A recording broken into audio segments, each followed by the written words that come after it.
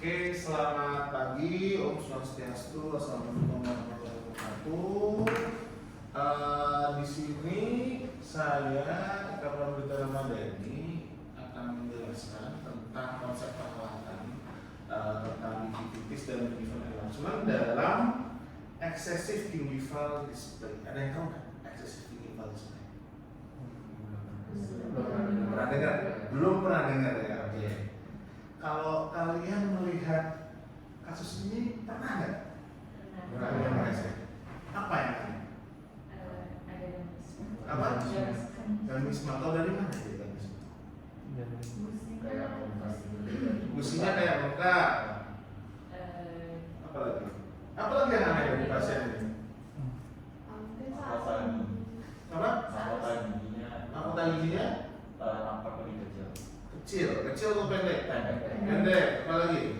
Presentasi saat senyum lebih terlihat, gusi lebih terlihat lebih besar. Persentase saat senyum gusi lebih terlihat lebih menonjol dibandingkan dengan Oke, persentase senyum gusinya lebih menonjol gitu ya. Menonjol itu keluar gitu. Lebih apa? Terlihat. Lebih terlihat. Apa lagi? Pasien ini datang, kemudian dia mengatakan bahwa saya nggak suka senyum saya yang aneh, gitu kan. Tapi kalian harus tahu definisi anehnya itu apa, gitu kan. Itu bisa kita lihat dengan cara pengukuran. Ini simpel banget, ya. Pengukuran yang namanya gingival display. Gingival display itu adalah gusi yang terlihat saat senyum, ya. Itu adalah gingival display. Nah, excessive gingival display itu terjadi ketika gusi yang terlihat itu lebih dari 3 mm. Nah, terus gimana caranya kita bisa melihat ini rencana perawatannya apa? Gitu. Jadi adik-adik harus bisa nih sampai di tahap oke, ini gamis smile, ini harus diapain gitu. Nah, cara tahunya kita harus tahu penyebabnya atau nama lainnya apa? Faktor penyebab etiologi. Gimana cara tahunya? Kita harus melihat elemen senyum itu ada apa aja. Itu ada 3. Giginya, bibirnya, sama gusinya. Gigi itu berarti jaringan kerasnya. Ada bibirnya, sama ada jaringan lunaknya, gusinya. Oke, itu adalah etiologinya. Terus yang kedua, dia nggak ada ekses berlebih di maksilanya. Maksilanya oke, dia normal. Tapi gigi anteriornya dia ekstrusi. Karena gigi anterior ekstrusi, gusinya itu turun, jadinya dia gamismal. Nama etiologinya adalah extrusion of anterior teeth. Ya. Cara tahunya gimana? Caranya gimana? Satu, betul, lip back bisa baca ya. Satu lip back, benar. Lip back. Yang kedua, kalau kita melihat karena dia turun lip backnya, kalau kita tarik garis dari gigi posterior ke anterior, dia ada yang namanya disharmony. Disharmony itu occlusal plane-nya sama incisal plane-nya tidak sama, ya. Anda bisa lihat tuh di sebelah sini. Sampai sini ada pertanyaan? Belum? Silakan. Tadi kan yang excessive gingival display itu kalau lebih dari 3 mm. Berarti normalnya itu berapa? Normalnya itu dari 0 sampai 3. Sampai 3. Yes, jadi ada senyum yang rendah, sedang, tinggi. Dan tinggi ke atas itu adalah excessive gingival display. Jadi kalau smile line-nya rendah, gitu kan? Kalau misalkan senyum, bahkan margin gingivanya nggak kelihatan. Pernah lihat yang kayak gitu? Terus malah itu normal, nggak masalah. Kalau misalkan dia yang tinggi, itu yang namanya gamisme. Oke, sekarang yang etiologi yang kedua. Tadi ada apa? Gigi. Yang kedua ada bibir. Dan bibir berarti bermasalahnya yang lainnya aman, tapi bibirnya atau mobilitas bibirnya yang abnormal. Yang pertama, semuanya normal, ternyata bibirnya pendek. Ada nggak orang bibirnya pendek? Ada. Nah ini bisa kita ukur, normalnya itu adalah 20 sampai 24, tergantung cowok ceweknya. Kalau cowok itu 20 sampai 22, cewek 22 sampai 24. Cara mengukurnya gimana? Itu cara mengukur dari subnasal sampai bibir bawah, bibir atas bagian bawah. Dari bibirnya dia normal, tapi ternyata ketika dia senyum mobilitasnya dia tinggi. Jadi otot-otot yang narik di sini dia hipertonus, namanya hypermobility of lip. Cara mengukurnya gimana? Bisa nggak kita tahu? Bisa. Jadi kita ukur mobilitasnya. Gimana caranya? Diukur dia normal, dan diukur dia secara normal. Oh ini 22, gitu kan? Normal nih. Terus dia disuruh senyum. Pas diukur 10 mili, berarti mobilitasnya berapa? 12. Normalnya adalah 7 sampai 8. Berarti dia hypermobility. Yang ketiga adalah gusinya. Oke. Yang pertama ada gingival overgrowth. Adik-adik sudah pada tahu ya. Gingival overgrowth ini berarti ada pembesaran pada gingiva. Dan posisinya apa? Gingiva dan macam-macamnya banyak. Bisa pakai induce, drug induce, dan appearance-nya atau penampakan klinisnya apa? Satu, mahkota klinisnya mesti pendek, ya kan? Karena gusinya kan besar.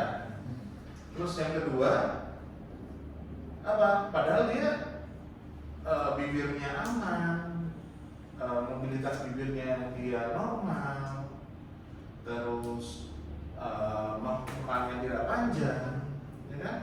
Tapi kok dia pendek klinisnya. Kita bisa lihat dari deep bite-nya. Dia ada deep bite atau enggak? Oh dia nggak ada deep bite. Berarti kita lebih ngarah bukan ke gigi, bukan ke bibir, tapi ke arah gusinya, ya. Terus sama yang tadi, proposal plan-nya sama. Tapi yang paling penting kalau dia ada gingival enlargement ada apa? Ada gingival pocket. Itu sudah mutlak, ya. Nah, di sini bedanya. Eruption itu ada dua, ada aktif, ada pasif. Erupsi aktif itu masih anak-anak, gus giginya itu ada di tulang, kemudian dia akan erupsi, dia akan bergerak ke arah koronal sampai okusi, cepat, ya kan? Bisa gerak lagi ke koronalnya? Nggak bisa. Makanya di anak-anak namanya pasti dia akan pendek-pendek. Tapi sering berjalannya waktu ada pasif eruption. Pasif eruption itu gusinya yang arah ke apikal. Jadi dia top dan gusinya masih di atas, masih di koronal. Nanti dia akan apical shift sampai ke dekat CEJ. Itu namanya pasif eruption. Ini adalah algoritmanya kalau kalian mau menentukan treatmentnya gummy smell itu apa, etiologinya gummy smell apa, ya. Pertama, kalau misalkan kamu sudah menentukan ada excessive gingival display atau tidak, sudah tahu caranya lagi kan? Ya kan? Pakai itu. Dilihat incisal resposition-nya. Ada yang tahu incisal resposition itu apa? Incisal resposition. Di Roscoe ada yang ngajarin nggak? Incisal resposition. Incisal resposition itu adalah mahkota klinis yang terlihat di incisivus sempral waktu kalian lagi istirahat. Coba peluk. Dia akan ada incisal resposition yang kelihatan. Nah, normalnya itu 2 sampai 3 mili. Itu harus dihitung. Nah, ini bisa lihat normal atau bertambah. Karena algoritmanya akan beda. Itu mengindikasikan apa? Kalau incisal resposition-nya dia besar, berarti dental alveolarnya dia turun ke bawah. Step 1 kita harus ngecek gingival display. Udah tahu caranya semua ya. Jarak antara margin gingiva ke bibir atas. Ini bisa lihat berapa nih? Berapa itu? 10 mm, jelas banget. Ini nggak mismatch. Oke, dia nggak mismatch. Ya. Ya, saya gingival display. Step 2, cek IRP-nya. Incisal rest position. Bisa lihat? Coba kita lihat nih. Normalnya adalah 3 sampai 4 mili.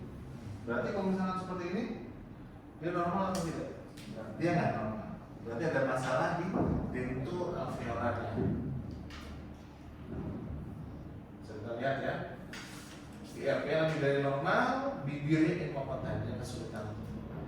Proses excessive gingival display, F causa ini.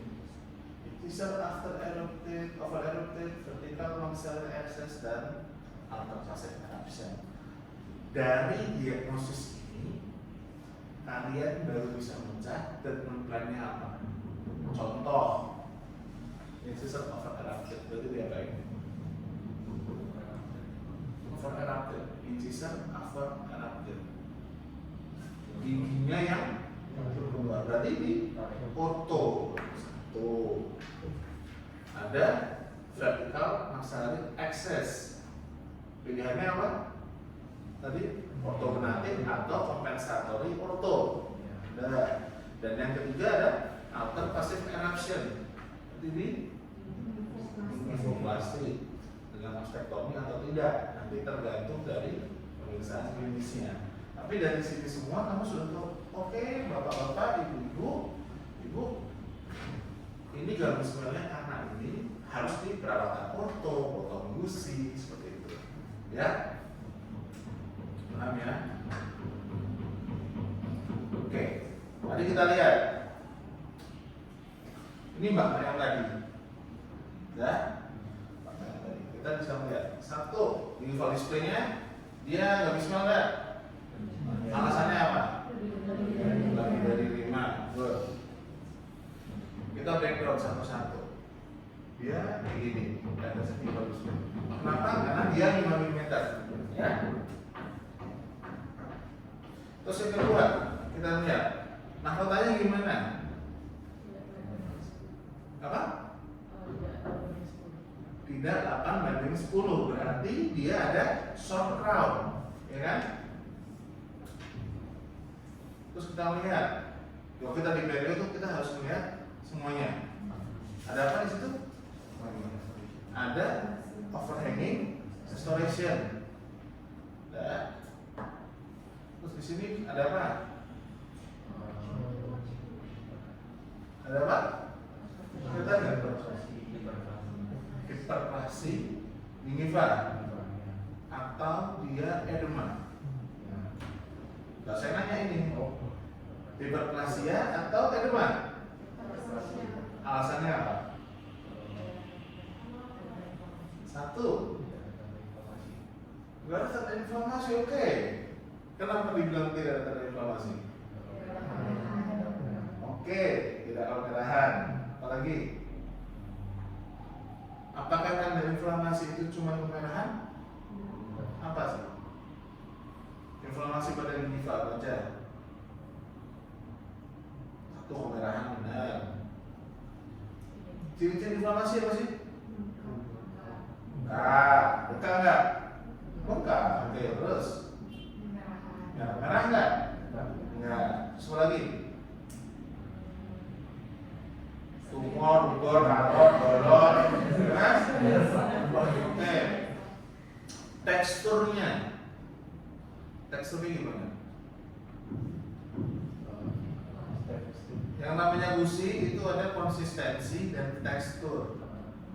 Konsistensi itu berarti kamu di cocok-cocok, palpasi. Dan kalau tekstur kamu raba-raba gusinya? Enggak, inspeksi itu dilihat. Dan belum oke. Pesan saya satu, seperti yang saya bilang tadi, harus diskusi sama pasien. Dan apalagi perawatan estetik apapun itu, mau filler, tambahan kelas 4, gingivektomi, gingivoplasti, apapun yang berhubungan sama estetik, karena yang mau kita bagus belum tentu menurut pasien bagus. Ya, itu yang kedua. Terus yang terakhir, kamu harus tahu untuk deteksi gamismal ini sampai rencana perawatannya, Anda harus tahu etiologinya. Jadi dari pemeriksaan klinis Anda tahu etiologinya apa, baru bisa lakukan rencana perawatan. Oke? Ada pertanyaan sampai di sini? Tidak? Gak ada ya? Silakan Bu. Tadi kan waktu bisa waktu identifikasi etiologi ada tulisan psikolometri. Itu kapan saja harus dilakukan sebenarnya? Apakah ketika dicurigai ada FFP itu harus dilakukan psikolometri atau tidak? Menurut saya perawatan sefalometri itu perlu dilakukan waktu kita mau menentukan oke ini pakai orto. Kenapa? Karena tanpa sefalometri kita bisa menduga bahwa ini adalah PEE. Tapi untuk memastikan memang betul sefalometri. Untuk memastikan, ya kan? Untuk perhitungan orto perlu sefalometri. Pada kasus ini saya nggak pakai sefalometri. Jadi saya hanya menduga, oke pasien ini ada PEE. Akibatnya ya kita harus melakukan perawatan itu ya tadi kompensatori tadi. Gitu, ya. Kompensatori dengan harapan yang kita duga ini bisa juga tercover sama perawatan itu. Jadi kalau misalnya ada rencana perawatan untuk di orto baru dilakukan sama. Betul. Baru Kalau bisa. tujuan kalau misalnya pasien ingin berkenan untuk dilakukan orto baru dilakukan psikolometri. Betul. Jadi tanpa sefalometri kita bisa duga kan? Tadi kan overerupted, VFE itu kan. Kita akan edukasi pasien. Bapak Ibu perawatan adalah orto ini gitu kan. Kalau dari kita ya dia seperti ini. Atau kompensatorinya langsung seperti ini gitu kan. Kayak tadi pasien ini sih jelaskan. Perawatannya harusnya orto atau langsung clinical crown correction gitu kan, sama lip reposition. Kurang lebihnya apa dok? Pasti gitu dong. Kalau orto biaya 1, waktu 2. Biaya kadang-kadang pasti nggak masalah, waktu yang masalah. Berapa lama dok? Kita harus konsultasi sama SPP ortonya gitu kan. Kalau misalkan adik-adik sudah sudah GP, kemudian bisa orto sederhana, tahu sekitar 3-6 bulan, silakan demo ini 3-6 bulan. Tapi buat gamismal itu bukan sederhana, karena itu kita naikin rahang sama mengubah rahang gitu kan. Itu bisa-bisa mungkin sekitar 6 bulan, 1 tahun seperti itu kan. Itu yang kedua, ortognatik. Ortognatik itu apa dok? Gitu kan. Ya kita harus membahasakan sehalus mungkin, tapi pada akhirnya pasien akan tahu kalau rahang itu pasti dipotong, diubah, disetruk lagi, difiksasi lagi. Nah biasanya seperti itu, pasien akan keberatan. Sampai sana pasiennya sudah tahu, oke saya nggak mau yang lain saya sefalometri kan gitu. Kita langsung ke step berikutnya. Itu sih Bu. Intinya kalau prinsip Amara kan ada kan? Amara Ronson ya. Itu sih kalau pasien nggak mau, bukan pasien kalau kita tidak butuh kita nggak usah lakukan. Itu aja. Oke? Ada pertanyaan lagi? Nah, silakan. Saya penasaran ya. Mungkin nggak sih pas pemeriksaan sejajaran oklusi yang anterior posterior itu di regio satunya sejajar, tapi di regio 2-nya tidak sejajar? Bisa. Terus kalau itu berarti tetap diagnosisnya itu kayak gitu? Bukan. Kalau dia tidak sejajar, jadi misalkan ada diskrepansi tadi ya, dia ada diskrepansi. Nah, mismelnya dia 3 mili, bukan 3 mili, dia 5 mili, ya kan? Normalnya berapa? 3 ke bawah, ya kan? Terus diskrepansi antara anterior dan posterior, diskrepansinya itu 5 mili. Diskrepansi itu perbedaannya. Berarti kalau kita benerin itu anteriornya, gamismal lagi hilang dong, ya toh? Nah, berarti Kalau misalkan apakah mungkin dok beda kiri mungkin beda kiri kanan, tapi kalau misalkan kayak gitu beda kiri kanan, menurut saya ambil yang terberat. Oke, ini yang terberat baru kita masukin. Gitu. Tapi incisal over erupted itu bukan untuk vertical maxillary access. Itu diagnosis incisal over erupted itu diagnosis sendiri di luar VMA. Gitu. Oke, aman? Lagi? Beda? Ini kan kalau misalnya ada kotor bibir itu kan dia lakukan lip reposition gitu ya. Itu berarti kalau misalnya ada faktor misal pasiennya shock itu jalan satu-satunya apakah cuma kayak pakai operasi atau operasi? Dan dia kalau ada perawatan lain yang tidak perawatan lain. Intinya gini, masalah di gigi benerin giginya gitu alveolar. Idealnya ya. Masalah di gusi benerin gusinya. Masalah di bibir benerin bibirnya. Itu adalah perawatan idealnya. Kalau tadi dia nanya, kalau misalnya saya bibir diapain, benar. Mau nggak mau antara dua itu, botox atau lip reposisi. Kalau kita ngomongin kompensatori macam-macam. Kompensatori itu kayak tadi dia VME nggak mau di ortognatik gitu kan, dia mau nggak mau kita kompensatori di bibirnya. Gimana caranya bibirnya nggak naik terlalu banyak, meskipun itu dia range-nya nanti akan di bawah normal. Kayak gitu. Masih mengganjal, aman? Oke, ada pertanyaan lagi? Mungkin ini mungkin pertanyaannya agak jauh dari ini dok, tapi ini kan ketua Gamusmed ini bertujuan untuk estetik, dan dokter tadi bilang menurut dokter di perawatan sudah dokter lakukan yang kedua itu menurut dokter sudah cukup segini, tapi menurut pasien ternyata tidak. Nah, bagaimana cara kita menyamakan persepsi estetik itu antara operator dengan pasien seperti itu dok? Oke, ini pertanyaan bagus dan susah. Yang pertama, tanya ekspektasinya pasien. Perawatan estetik itu susah. Susahnya apa? Karena pasien yang pengen bener estetik adalah pasien yang nggak puas sama dirinya sendiri. Itu susahnya itu. Jadi daripada kita nggak bisa memenuhi ekspektasi pasien, kita boleh menolak pasien. Nah, jadi begitu datang, saya mau perawatannya ini, saya mau ini. Tanya ekspektasi mau itu apa? Bapak ibu ini maunya apa nih gitu kan? Saya mau gusi saya itu nggak kelihatan ketika senyum, jelas, ya kan? Saya mau senyum saya bagus, itu nggak jelas. Senyum yang bagus itu kayak apa pak? Bu, ibu maunya apa gitu? Jadi harus diperjelas, gitu. Contoh yang lain gitu kan? Saya mau mutihin gigi, benar kan? Seputih apa maunya gitu kan? Pokoknya putih itu nggak jelas. Buat jelas gitu kan? Ini ibu warnanya ini mau seberapa, segini apa segini kayak gitu. Sama.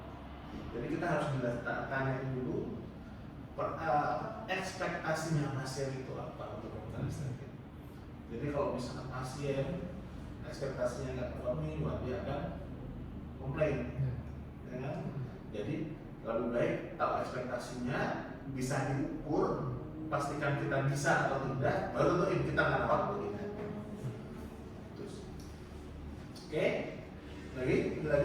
Berarti itu tadi kalau misalnya kita udah jelaskan, kita udah diskusi juga sama pasien dan berarti itu semua dilakukan di bawah inform consent atau gimana? Ini untuk inform consent itu kan persetujuan tindakan medis, ya. Jadi nanti akan dilakukan resikonya apa, komplikasinya apa, cara penanganannya apa, itu inform consent tindakan.